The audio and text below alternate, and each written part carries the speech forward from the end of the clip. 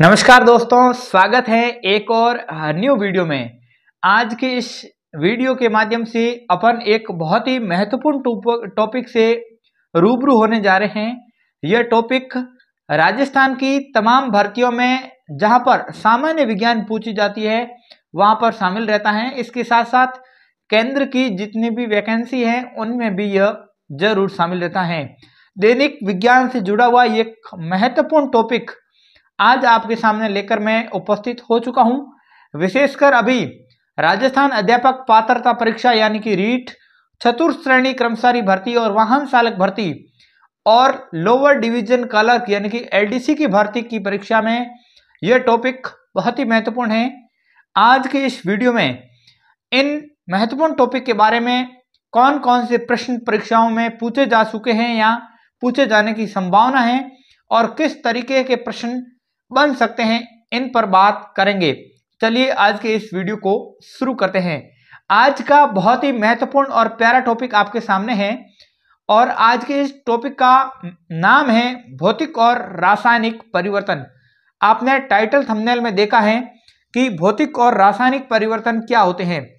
भौतिक और रासायनिक परिवर्तन, जिसको अपन इंग्लिश में फिजिकल एंड केमिकल चेंजेस भी बोल सकते हैं। और मैं इसमें आगे बढ़ूंगा उससे पहले मैं बताना चाहूंगा ये परिवर्तन ऐसे होते हैं जिनमें दो बातों के आधार पर आप अंतर कर सकते हैं। एक ऐसे परिवर्तन जिनमें पदार्थों के केवल भौतिक गुणधर्मों में अवस्था, रंग, रूप, आकार में परिवर्तन होता है, ऐसे परिवर्तन भौतिक परिवर्तन कहलाते हैं। भौतिक परिवर्तन होते हैं वो अस्थायी परिवर्तन होते हैं। अस्थायी परिवर्तन कैसे होते हैं?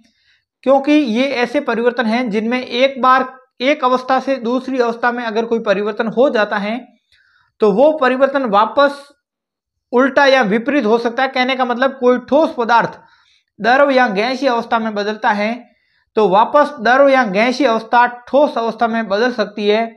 यानी कि ऐसे परिवर्तन जो दोनों दिशाओं की ओर चलते हैं, ऐसे परिवर्तनों को भौतिक परिवर्तन कहा जाता है। मैं पूरा आपको लिखवाऊंगा। एनसीईआरटी और आरबीएससी की बुक्स में क्या क्या आया है वो प्रत्येक उदाहरण आपके सामने होगा। हो सकता है ये वीडियो 2 से 3 पार्ट में बन सकता है, लेकिन पूरी चर्चा यहां करूंगा, उसके बाद आपको कहीं से पढ़ने की आवश्यकता नहीं रहेगी।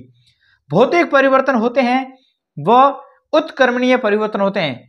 उत्क्रमणीय परिवर्तन आपको रासायनिक अभिक्रिया आएगी तब अच्छी तरीके से पढ़ाएंगे। ऐसे परिवर्तन उत्क्रमणीय होते हैं जहां पर दोनों दिशाओं की ओर अभिक्रिया चलती है, वो उत्क्रमणीय अभिक्रिया कहलाती है। वो ही परिवर्तन भौतिक परिवर्तनों में लागू होता है। और बात रासायनिक परिवर्तनों की करता हूं तो वे परिवर्तन रासायनिक परिवर्तन कहलाते हैं जिसमें पदार्थों के रासायनिक गुणधर्मों में परिवर्तन होता है। यानी कि इसमें नए पदार्थों का निर्माण होता है। पदार्थ एक अवस्था से, एक रूप से, आकार से दूसरे में बदल जाता है तो वो पुनः अपनी मूल अवस्था या मूल आकार में नहीं लौट पाता है। इसलिए ऐसे परिवर्तनों को स्थायी परिवर्तन भी कहा जाता है। यानी कि कोई पदार्थ एक बार चेंज हो गया, जैसे दूध दही में बदल गया तो फिर दही का दूध नहीं बन पाएगा, तो ये परिवर्तन रासायनिक परिवर्तन कहलाते हैं। जो रासायनिक परिवर्तन होते हैं वे अनुत्क्रमणीय होते हैं क्योंकि इसमें दोनों दिशाओं के अंदर क्रियाएं नहीं होती हैं। सबसे पहले मैं आपके सामने भौतिक परिवर्तनों के बारे में बात करूंगा। आप टॉपिक का नाम लगा लीजिए भौतिक एवं रासायनिक परिवर्तन और उसमें पहली हेडिंग आप लिखिए भौतिक परिवर्तन। मैं आपके सामने पूरा डिटेल में लिखूंगा। सबसे पहली हेडिंग लिखिए आप भौतिक परिवर्तन। हालांकि पेन टैबलेट पर मेरा पहला अनुभव है, मेरी हैंडराइटिंग पर आप कोई भी सवाल खड़ा मत करना क्योंकि आने वाले समय में यह हैंडराइटिंग भी बहुत अच्छी हो जाएगी। क्योंकि डिजिटल पैनल की तरह मैं आपके सामने क्लासेस लगाने का प्रयास कर रहा हूं तो हो सकता है फर्स्ट अनुभव में कोई दिक्कत हो सकती है। सबसे पहली आप परिभाषा लिखिए भौतिक परिवर्तन में। लिखिए ऐसा परिवर्तन, आप मेरे साथ लिखते रहिए, मैं आपको समझाने का प्रयास साथ साथ करूंगा। ऐसा परिवर्तन जिसमें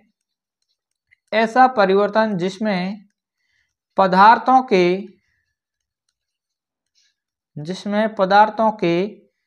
केवल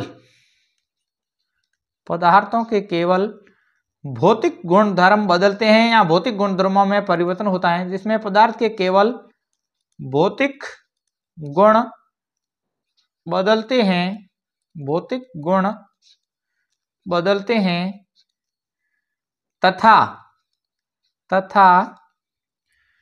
कोई नया पदार्थ नहीं बनता है, तथा कोई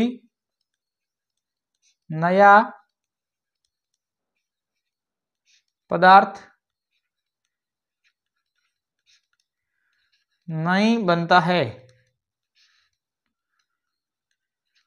तथा कोई नया पदार्थ नहीं बनता है, भौतिक परिवर्तन कहलाते हैं, भौतिक परिवर्तन कहलाते हैं। मैं आपको एक एक परिभाषा बोल बोल कर लिखवाऊंगा, आप मेरे साथ बहुत अच्छी तरीके से नोट्स बना सकते हैं। एक एक पॉइंट की चर्चा आपके सामने मैं करने की कोशिश करूंगा। भौतिक परिवर्तन कहलाते हैं। सबसे पहली परिभाषा, ऐसा परिवर्तन जिसमें पदार्थ के केवल भौतिक गुण बदलते हैं तथा कोई नया पदार्थ प्राप्त नहीं होता है, ऐसे परिवर्तन भौतिक परिवर्तन कहलाते हैं। जैसे मैं उदाहरण की बात करता हूं, सबसे पहले मैं एक हल्का सा उदाहरण आपको दूंगा।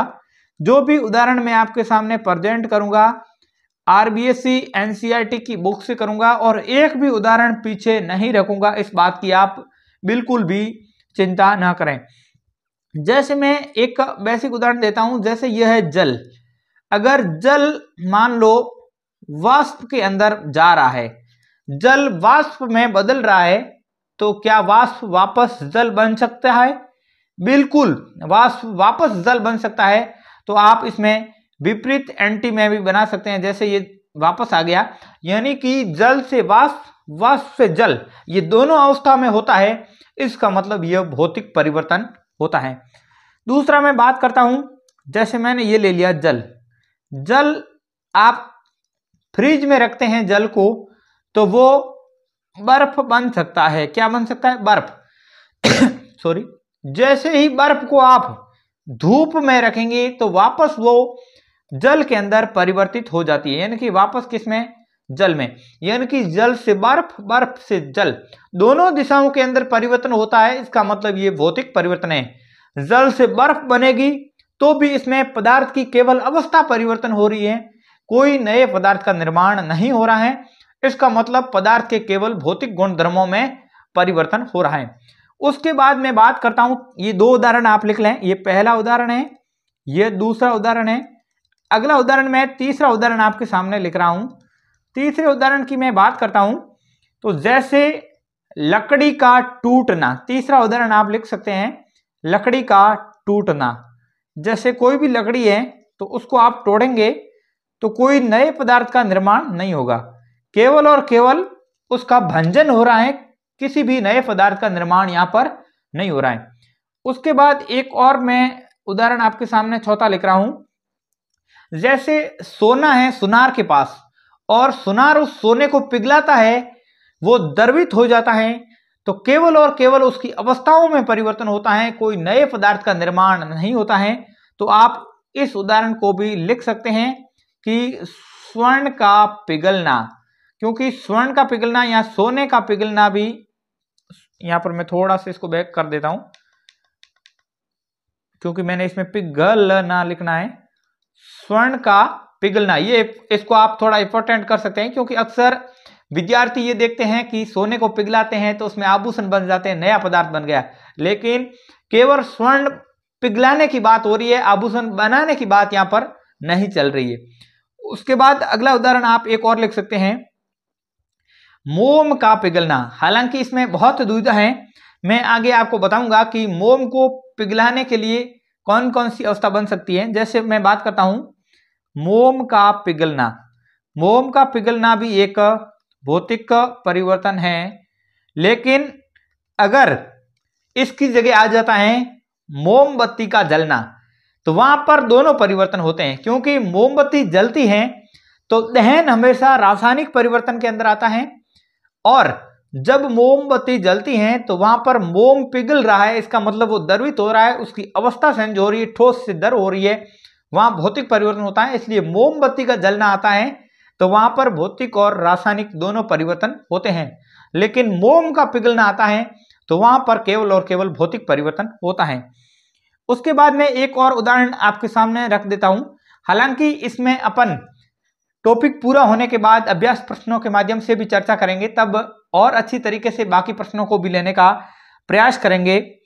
जैसे मैं बात करता हूं कांच का टूटना, कांच का टूटना, यह भी कांच का टूटना भी एक भौतिक परिवर्तन है, क्योंकि कांच टूटेगा तो कोई नया पदार्थ नहीं बनेगा, केवल और केवल उसके छोटे टुकड़े हो सकते हैं और उन टुकड़ों को वापस जोड़ा भी जा सकता है।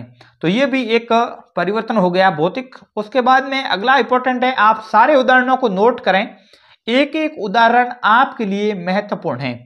उसके बाद मैं बात करता हूं कागज का फटना, कागज का फटना, क्योंकि कागज फटेगा तो भी माफी चाहूंगा, मुझे खांसी हो रखी है, थोड़ी सी दिक्कत आ रही है।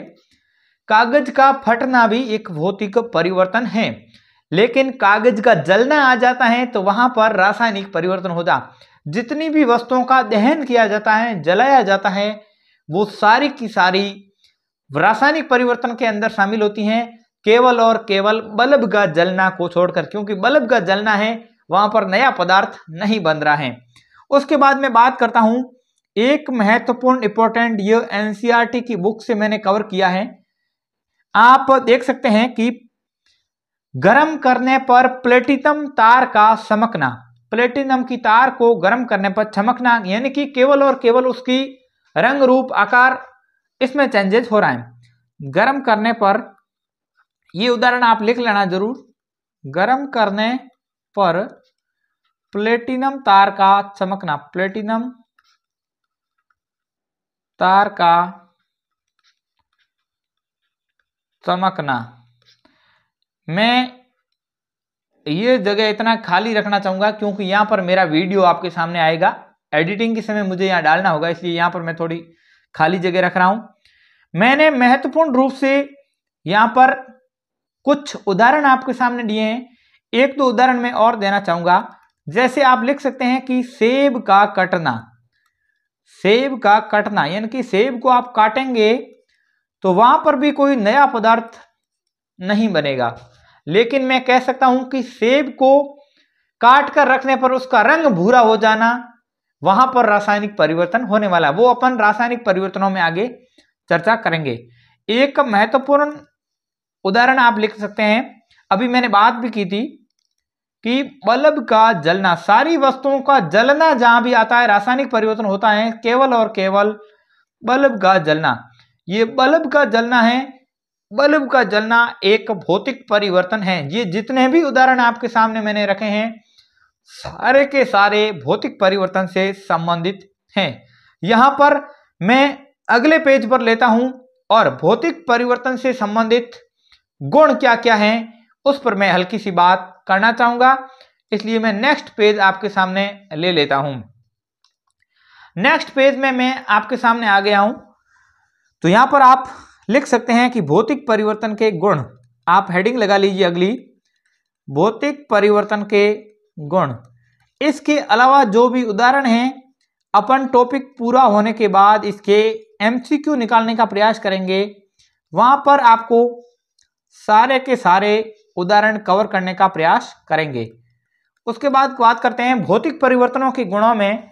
तो भौतिक परिवर्तनों के गुण धर्मों में मैंने पहले भी बात की थी, यह एक अस्थायी परिवर्तन होता है, यह एक उत्क्रमणीय परिवर्तन होता है और इसमें किसी नए पदार्थों का निर्माण नहीं होता है और इसमें पदार्थों के केवल भौतिक गुणधर्मों में परिवर्तन होता है। तो सबसे पहले आप लिख लीजिए, सबसे पहला लिखिए, इसमें पदार्थ के केवल भौतिक गुण, इसमें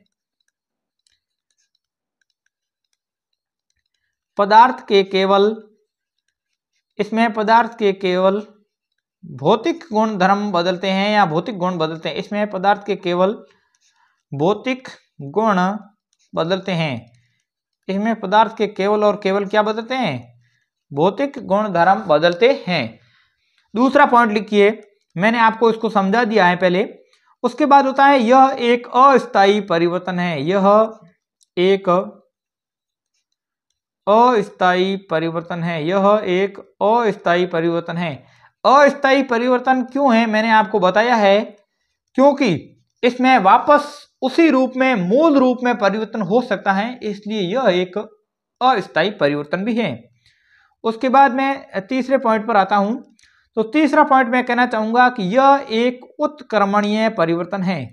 यह एक उत्क्रमणीय परिवर्तन है। यह एक उत्क्रमणीय परिवर्तन है। उत्क्रमणीय परिवर्तन का मतलब है कि इनको दोनों दिशाओं में बदला जा सकता है। उत्क्रमणीय का सिंबल आप कोष्टक में लिख सकते हैं, ये उत्क्रमणीय का सिंबल होता है। यहां पर आपको महत्वपूर्ण रूप से क्या ध्यान रखना है, मैं आपको बताना चाहूंगा कि आपको यहां पर एक तो यह अस्थायी परिवर्तन है, इसको अंडरलाइन कर देना, और एक उत्क्रमणीय परिवर्तन है, क्योंकि कई बार प्रतियोगी परीक्षाओं में यह प्रश्न पूछा गया है कि निम्न में से एक उत्क्रमणीय परिवर्तन है या निम्न में से एक अस्थायी परिवर्तन है, या कथन के रूप में जहां प्रश्न पूछे जाते हैं वहां पर चारों ही ऑप्शन कथन के रूप में दिए जाते हैं। जैसे निम्न में से भौतिक परिवर्तन के संबंध में सत्य है या असत्य है, फिर उसमें ऑप्शन ये लाइनें उठाकर दी जाती हैं।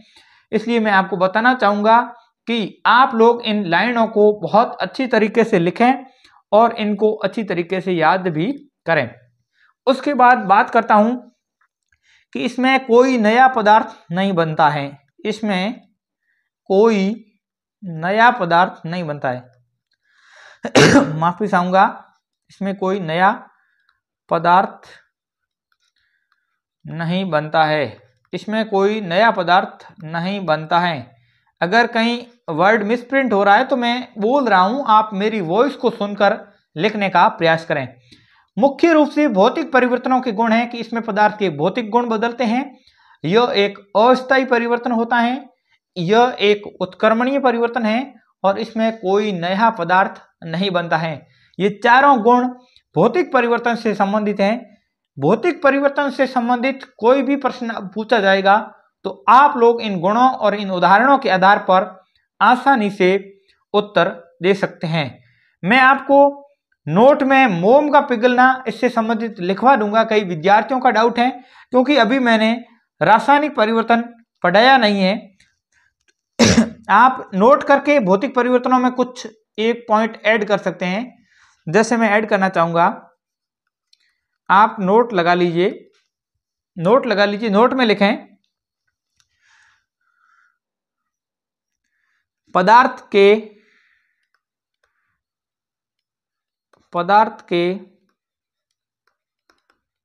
रंग, पदार्थ के रंग, कठोरता, दृढ़ता, कठोरता, दृढ़ता, बहाव, दृढ़ता, बहाव, घनत्व, द्रोणांक, कवथनांक, ये चारे टॉपिकों को अपन आगे पढ़ेंगे। कवथनांक आगे लिख सकते हैं आप, संघनन, आसवन,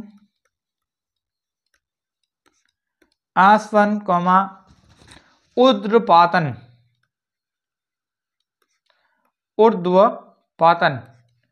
आदि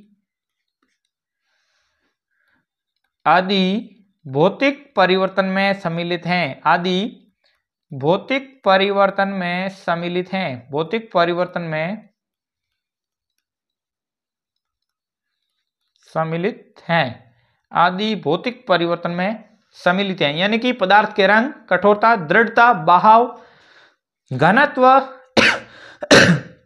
द्रवणांक, कवथनांक, संघनन, आसवन, ऊर्ध्वपातन आदि सभी भौतिक परिवर्तन के अंदर शामिल होते हैं। इसमें जैसे आपको बर्फ से वाष्प पूछा जा सकता है, वाष्प से बर्फ पूछा जा सकता है, जल से वाष्प पूछा जा सकता है, वाष्प से जल पूछा जा सकता है, यानी कि पदार्थों के जितने भी इंटरनल परिवर्तन होते हैं वो भौतिक परिवर्तन के अंदर ही आते हैं। भौतिक परिवर्तन के बाद अपन बात करेंगे अब रासायनिक परिवर्तन। किसके बारे में बात करेंगे? रासायनिक परिवर्तन के बारे में। मैं इसको बैकग्राउंड को थोड़ा चेंज कर लेता हूं, इसको भी जूम आउट कर लेते हैं। अब अगली हेडिंग आप लगाइए, 2 नंबर हेडिंग लगाइए रासायनिक परिवर्तन। 2 नंबर हेडिंग लगाएंगे रासायनिक परिवर्तन। रासायनिक, ये मक्खी है कभी से मेरे पीछे लगी है, पता नहीं ये आज क्लास 20 में रुकेगी या। 2 नंबर हेडिंग है रासायनिक परिवर्तन। मैंने आपको पहले ही बता दिया है कि रासायनिक परिवर्तन ऐसे परिवर्तन होते हैं जिसमें एक बार किसी नए पदार्थ का निर्माण हो गया तो पुनः उसी मूल अवस्था में लौटाया नहीं जा सकता है। यानी कि ऐसे परिवर्तन जो एक बार चेंज हो जाते हैं तो फिर वो परमानेंटली स्थायी हो जाते हैं। यानी कि ऐसे परिवर्तन जो अनुत्क्रमणीय होते हैं, एक दिशा से दूसरी दिशा में, एक अवस्था से दूसरी अवस्था में चेंज नहीं हो सकते हैं, ऐसे परिवर्तनों को रासायनिक परिवर्तन कहा जाता है। तो इसमें आप मेरे साथ लिखिए, आप परिभाषा लिखिए, पदार्थों में, आप मेरे साथ लिखिए, पदार्थों में होने वाला, पदार्थों में होने वाला ऐसा परिवर्तन, पदार्थों में होने वाला ऐसा परिवर्तन जिसमें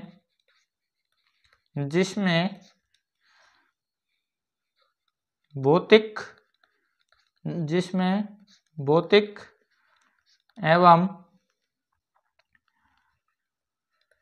रासायनिक, भौतिक एवं रासायनिक समस्त गुण, भौतिक एवं रासायनिक समस्त गुण बदल जाते हैं, भौतिक एवं रासायनिक समस्त गुण बदल जाते हैं एवं नया पदार्थ प्राप्त होता है, एवं नया पदार्थ प्राप्त होता है। यानी कि कहने का मतलब ऐसा परिवर्तन जिसमें भौतिक और रासायनिक दोनों गुण धर्मों में परिवर्तन होता है और नए पदार्थ की प्राप्ति भी होती है। शॉर्ट में कह सकते हैं रासायनिक परिवर्तन जहां भी होगा वहां पर कहीं न कहीं नए पदार्थ का निर्माण होगा। आगे लिख सकते हैं रासायनिक परिवर्तन कहलाता है, रासायनिक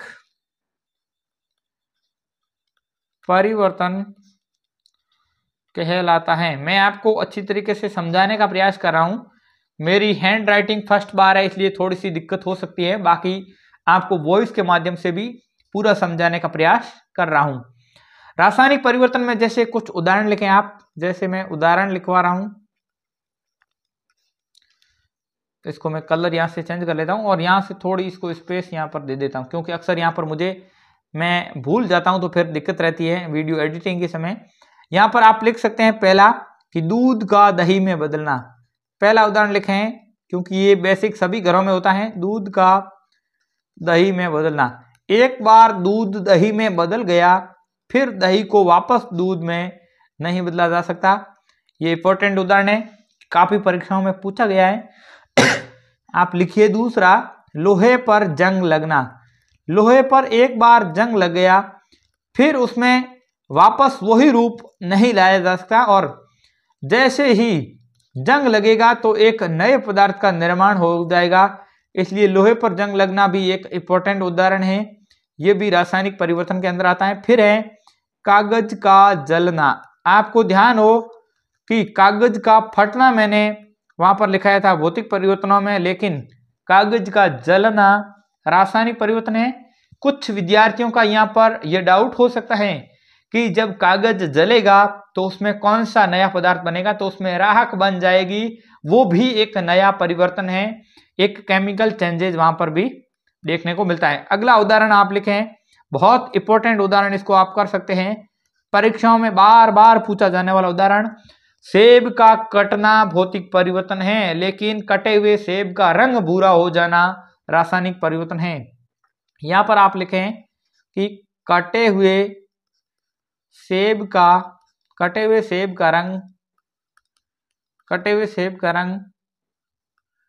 भूरा हो जाना, कटे हुए सेब का रंग भूरा हो जाना भी ये रासायनिक परिवर्तन है। बहुत ही महत्वपूर्ण उदाहरण मैंने आपको लिखाए हैं।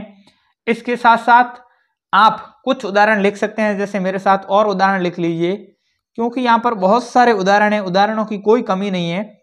जैसे आप लिख सकते हैं दहन,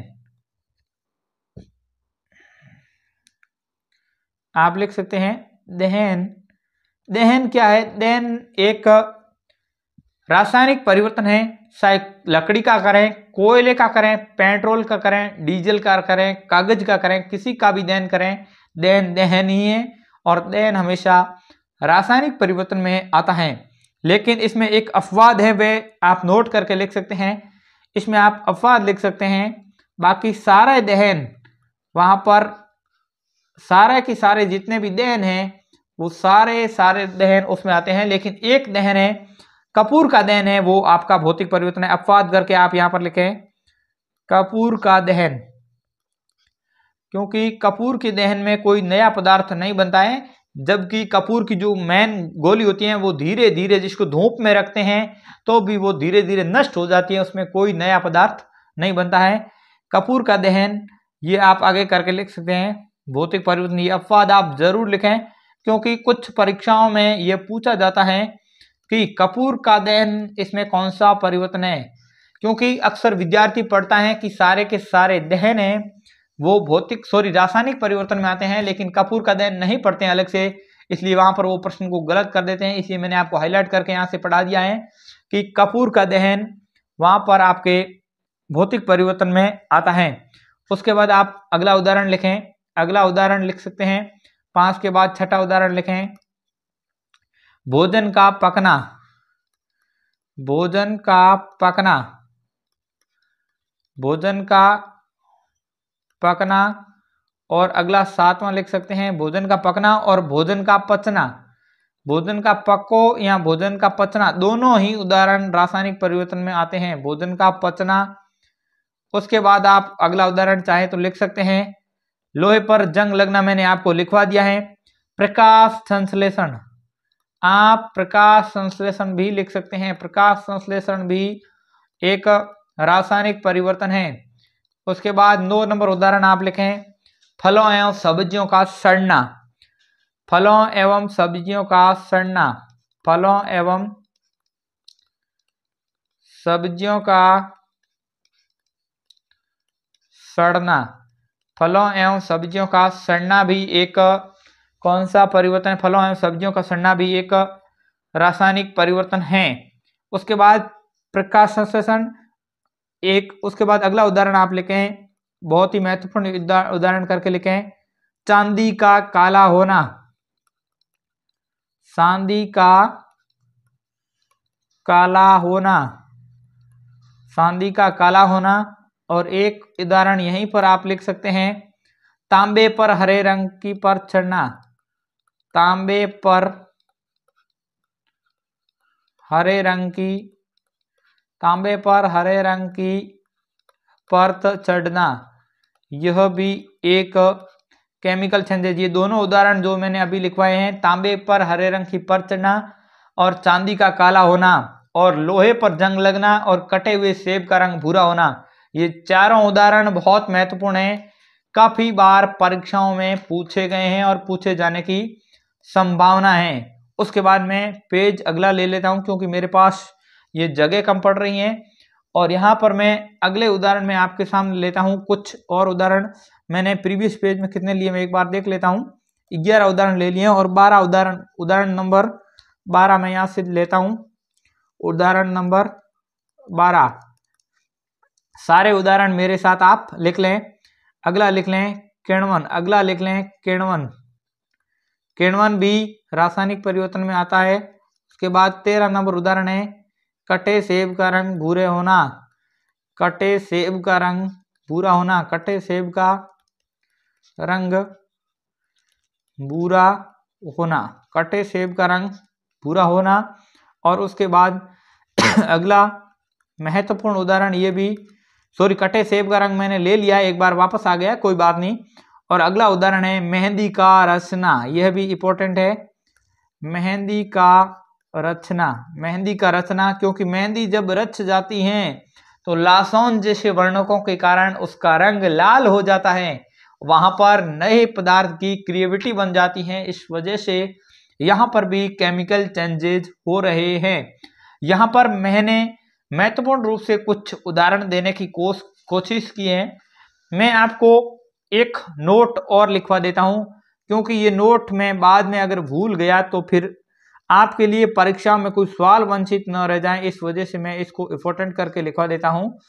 आप लिख सकते हैं, 2 पॉइंट बनाए नोट में। एक लिखें मोम का पिघलना, हालांकि ये पॉइंट मोम का पिघलना मैंने लिखवा दिया है, मोम का पिघलना। आगे लिख दें भौतिक परिवर्तन, मोम का पिघलना, आगे लिख दें भौतिक परिवर्तन। और दूसरा पॉइंट लिखें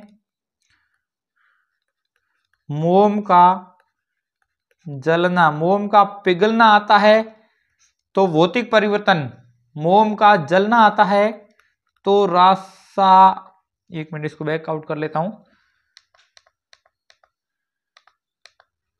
तो फिर लिखना आपको रासायनिक परिवर्तन, क्योंकि